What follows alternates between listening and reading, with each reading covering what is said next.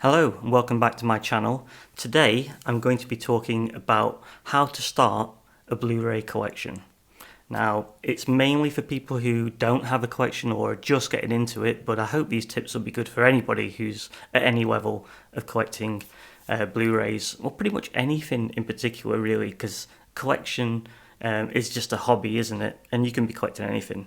And I think some of these tips, especially those revolving around how much money you should spend on it, would be good for just about anything.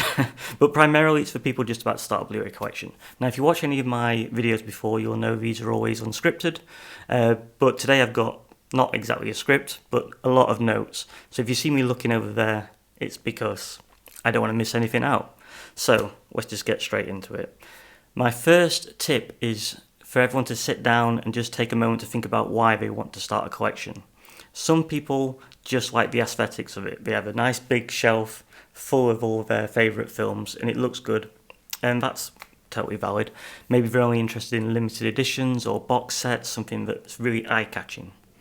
Another good reason to start a collection is to protect against streaming. A lot of people's favourite films might be on streaming now, but they get taken off streaming and they may never come back. So if you really want to be able to watch it whenever you want to watch it, then you might not be able to do that with streaming. You might need that physical release. You might just want the highest quality of a movie available. Like, even if it's streaming in 4K, it might have been, not the best possible quality, because for streaming you have to lower the bit rate so that it can get over the internet. So you might lose a lot of information there. You might just want to always have the best quality you can. Maybe you just want your favourite movies on your shelf, just a nice row, just your favourites, that's fine. Maybe you want the best movies ever made, a carefully curated list of 20 films, the best you've ever had. Or maybe you want to get as many films as you can and broaden your horizons. For many people it's a mixture of all of these different things, but having something specific in mind can really help focus your collection, make it more carefully curated to your taste. And I think that's important. For me, I decided to make a list of films on an Amazon wish list that I liked and I knew I wanted to watch again. It was really important to me that I only collected films I really wanted to be able to watch again.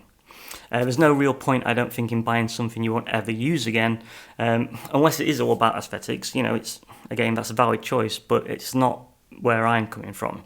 It's worth bearing in mind, though, that buying Blu-rays can become addictive, so it's good to have a goal in mind. So things don't get out of control. And that leads me on to point 2. Once you've figured out what it is you want from your collection, you should really set a budget. Because not only can it be addictive, but it can be very expensive. And it would be easy to overspend because you have to have something. I get like that sometimes, like, oh, I really like the look of that, I want it. I want it now. Of course, everyone has their own priorities and most understand their what they are, but we're all susceptible to making rash, impulsive purchases, and if that comes at the expense of something that's more important, then that can make life and collecting a lot less fun. So you set your budget. When I first started collecting Blu-rays, I overspent against my budget quite frequently, and it meant cutting corners in other areas of my life. And unfortunately, I never went too far with that. And I learned very quickly to control my desire. But for others, it could be difficult. It's something worth thinking about, I reckon. And from my original list, I'm like 3/4 of the way through it. And I'm in no rush to complete it. And you should never be in a rush either. Stick to your budget. Don't rush to get stuff all the time.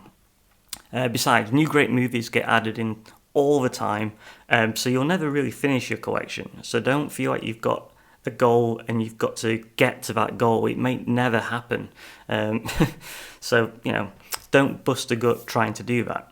Perhaps allow yourself maybe 2 or 3 movies each month, maybe when payday comes in, or just a set amount of cash and whatever that can get you. Obviously everyone has their own budget, but it's good to make sure that you're always looking for the best deals and that you don't go too far. I think that's it's really important, setting a budget, making sure you stick to that. The last thing you want to do is find yourself in dire financial straits just for a hobby. I think that would be terrible. Number 3, prioritise. Okay, so you can have your list of movies, but where do you start? There are numerous different ways in which you can prioritise your purchases for your collection. The obvious one is to get your favourites first.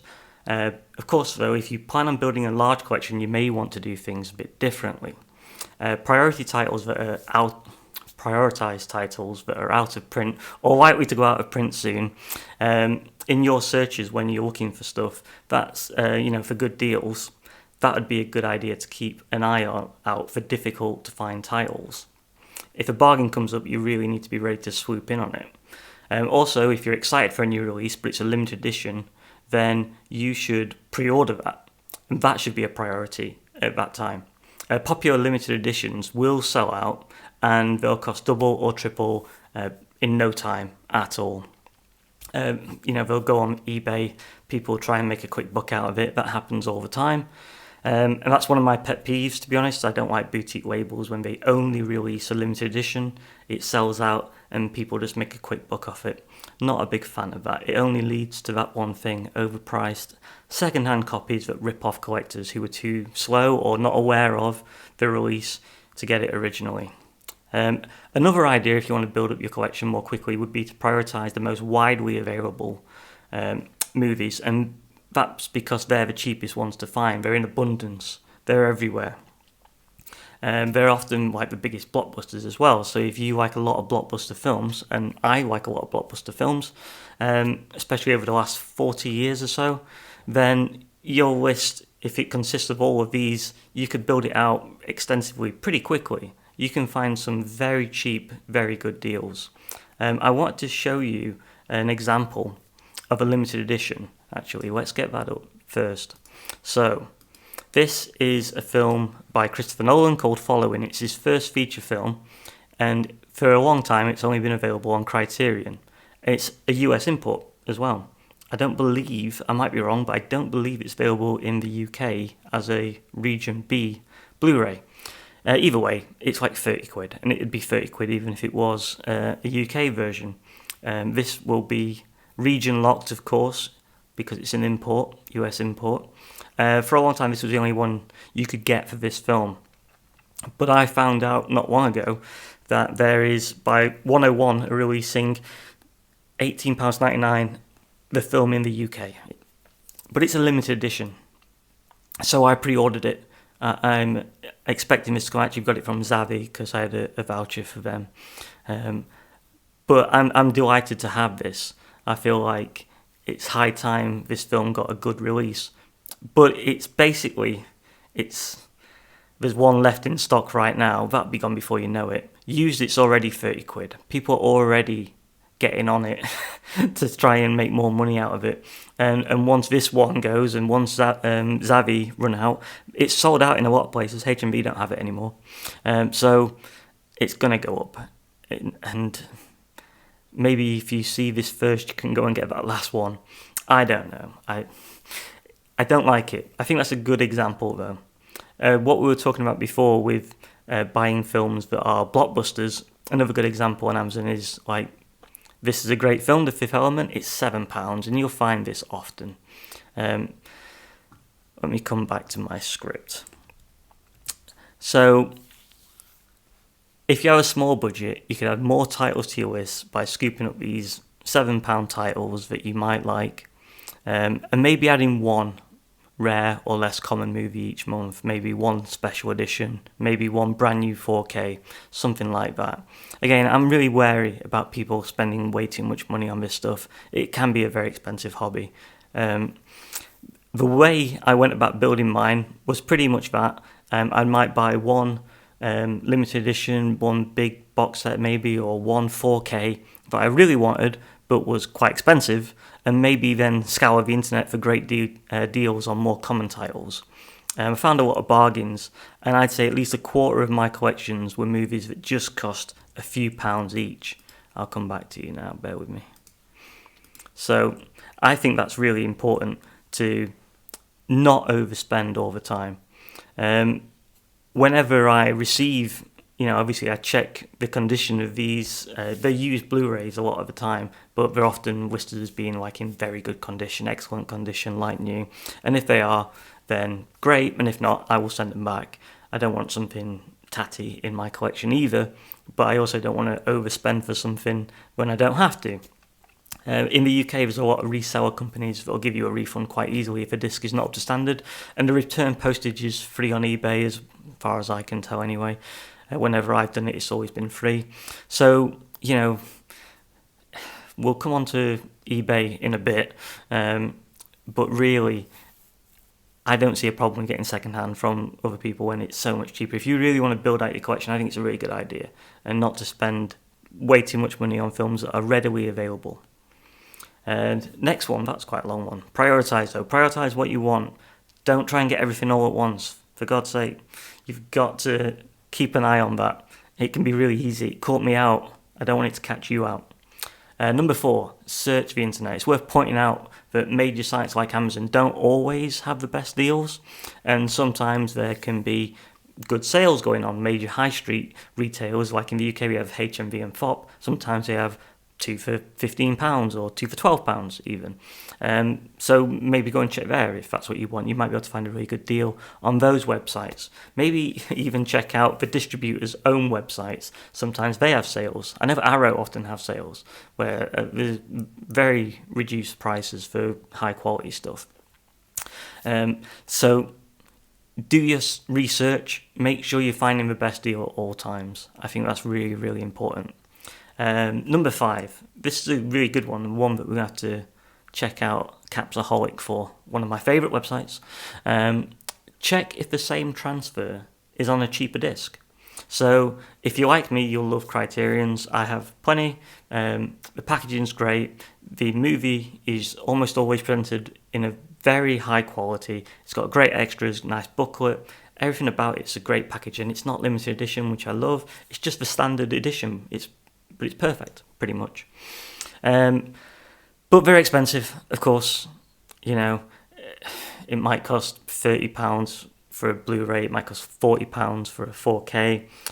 Sometimes they're not available in this country. You might not need to spend that kind of money, though, because you can just find the same transfer, but on a different disc, released by a different studio, a different distributor, rather. Maybe even somewhere else in the world. It's worth checking it out. So I'm sorry, but we're going to go back onto the internet because I want to show you Brazil. Now, Brazil is a great film by Terry Gilliam, of course, but when I looked at getting this Blu-ray, it's a US Criterion. I don't think it's available in the UK. It might be, I'm not sure. There's quite a few now, of course, but I think this might be a US only one. And I went to Capsaholic to see if there were any alternatives that used the same master, and there was the 20th Century Fox one. I mean, there is slight differences because the bitrate is slightly different. It's ever so slightly higher on the Criterion, so maybe it's a little bit sharper on the Criterion. You can't see that on this. I can't really see it either. I'm looking quite hard, and I can't really see it. So I just went out and got, where is it? This, which is the 20th Century Fox version. Great. So I'm happy with that. I like that film, but I don't love that film enough to spend 30 quid on it. I happen to find this for like a £5, and that's a great deal. So that's what I did. And I'm in the same watching experience as somebody who's obviously spent £30. I think it's really important to look out for things like that. Just like it's important to scour different countries. So, Eraserhead's a great example, and I've just spoiled it, but of course, that's the same, of course, it's the same master.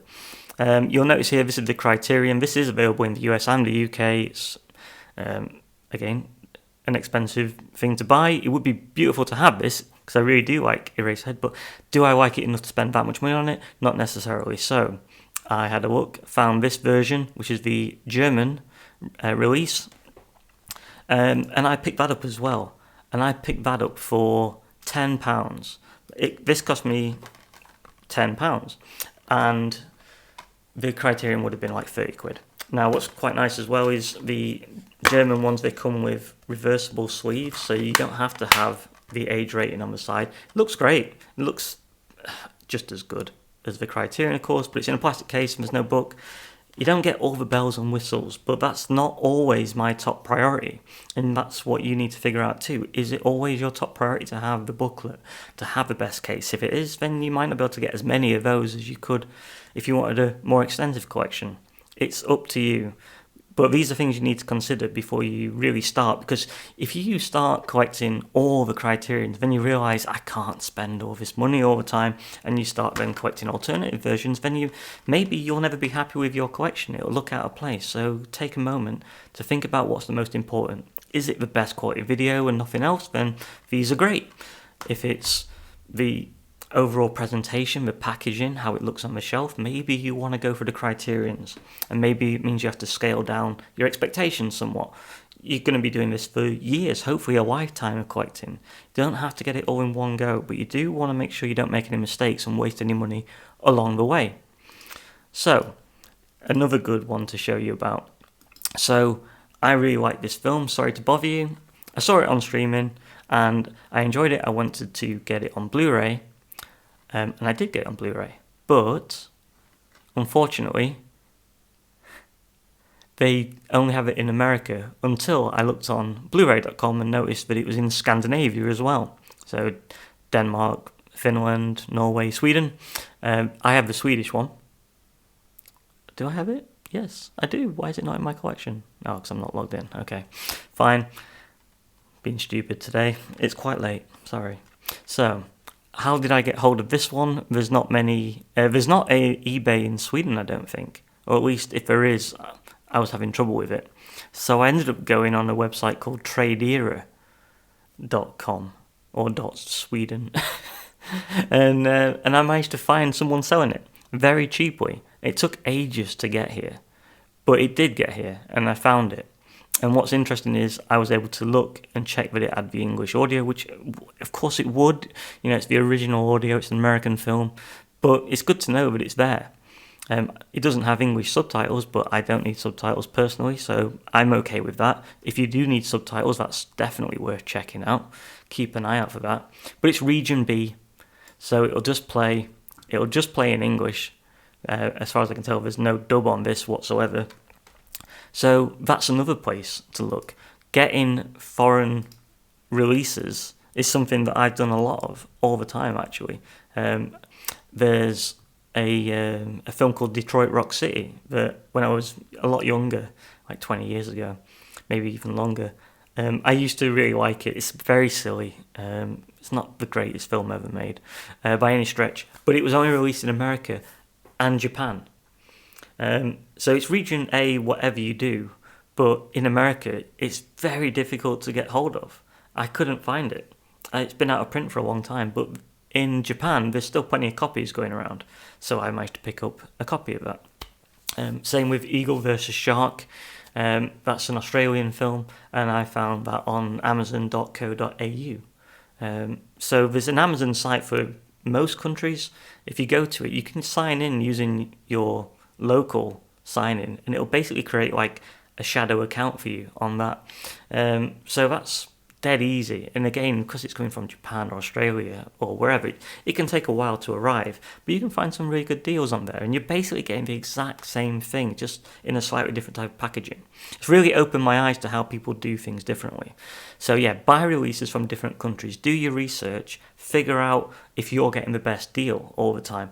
Or if you've got a film that you really love and you're like, why is this not on Blu-ray? Check it out on Blu-ray.com, it might be.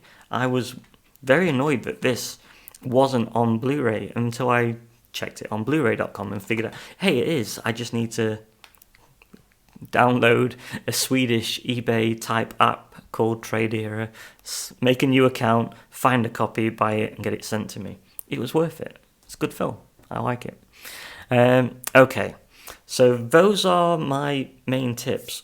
I'll just briefly recap. So figure out what it is that you want, stick to it, make a list, set a budget, don't go over it, you'll regret it. Prioritise what you want, stick to that too. Make sure you're not just willy-nilly going around buying all manner of things. Prioritise. If it's something that's out of print and you find a good deal, you want to be able to get it. If it's limited edition, you want to be able to pick that up when you can. Search the internet, search for everything as much as possible, try and find the best deal that you can. If you really want it, it's worth a little bit of effort. Just 5-10 minutes, just checking out, making sure you're not overspending, maybe ensure you've got the exact right one for your country, all that kind of stuff, the right region, everything. Check if you can get the same transfer on a different disc from somewhere else. That might save you a lot of money. If there's a release you want and you're like, I don't want to spend this much money on this, then that would be a good idea. And also, don't be afraid to buy from different countries. eBay, Amazon, and eBay equivalents in different countries that don't have it. Just do a Google search for it, find out what it is, and see if you can sign up. You might be able to. I was shocked that I managed to sign up to this Swedish one, but I did, and I got this, and that was great. Dead easy, and now I know I can go there if that ever happens ever again. Final little bits of advice: don't ever overpay for a disc. Check eBay sold items. I think that's a really good idea. If you're looking for something limited, you might want to just immediately purchase it, and someone's put something up, it's 50 quid. Oh, okay, I got 50 quid this month. Let me check the sold items. Oh, it usually goes for like 25. Hold out and don't ever overpay. I don't think it's ever a good idea to overpay. Lower it in your priorities if it's not always available, but give up on it if it's too expensive. You don't have to always have everything. If you really, really want it, save up 2 months to get it, if it's the only one you can find. But check the sold listings, because if it's selling on a regular basis, it'll come up again, and it'll probably be more available. But yeah, it's not worth wasting your money. If you have a small curated collection, then, just save up in advance. Maybe one day bite the bullet if you really have to. But no rash decisions. Make offers to buyers on eBay. If they've got a make offer available, sometimes you can even eBay message them, although I don't necessarily recommend that, it's a bit rude. But if they've got a make offer available, make them an offer, lower the price down, message them with it and say, this is how much money I've got, can we do a deal? Most people are receptive to that. I'm receptive to that when I sell, so I think it's worth doing it. Try and save as much as you can. That money saved can go on another one. I think getting involved in the forums on blu-ray.com is a pretty good idea too, because most users on there, in my experience at least, are happy to talk about different things, different aspects of a release, how much things should cost, what's a rip-off, what's not. If it's English friendly, if you're an English speaker, then you want to make sure that you get a foreign disc that is either got English subtitles if it's foreign language, or if it's an American import into a different country, make sure it's got the English audio track. Things like that. People will talk to you. It's good, and you can compare collections. If you go on, you can find everyone's collection. If you found mine, you could see all my Blu-rays. And lastly, don't ever assume that the original studio has the best version of the disc. Criterion are really great, and their transfers are really great, but they're not always the best. Sometimes it's worth checking out, like on Capsaholic, and having a look and seeing what it is. If you think something else is better, go for the other one.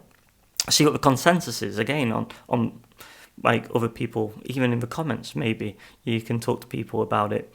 But on Blu-ray.com, you can obviously start threads in forums and say, which do you think is the best? Why? I think it's good to do your research. I think it's good to know as much as you can about the transfer that you're getting, and about the extras, and about the booklets, the supplementals as well, all that kind of stuff. I think if you do every bit of research you can on every disc you buy, you'll have a collection that you can be really proud of, and that's the most important thing for any of us. Anyway, right, those are the top tips that I've got.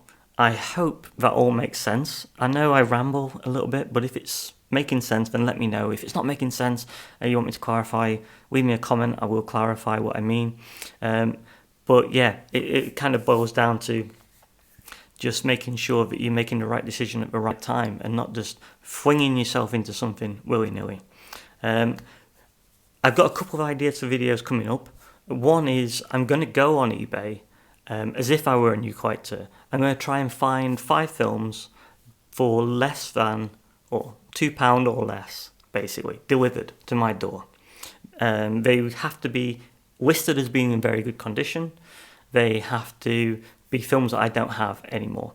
And spoiler alert, I've already done this. I did this morning. And I want to get those in, and we're going to go through them together. I'm going to show you the pros and cons of buying second-hand discs. So is the disc going to be in good condition? Is the artwork going to be in good condition? Is the case going to be in good condition? All that kind of stuff. If they say it's very good, are they lying or not? But I'm hoping to show you that it is possible to build quite a substantial collection for not very much money quite quickly. I mean, imagine if you can get 25 films for £2 each, and you have £50 that you want to spend on a collection. That's a good start. And there are a lot of very good films available, and I'll show you how to search for it as well. Ideally, I'd like to do that in a live scenario with people pitching in on the chat, but I don't have enough subscribers for that. So if you enjoy this video, if you don't hate me, subscribe, and then that'd be really great. I'd love that. I'd love to speak to more and more people about this kind of stuff.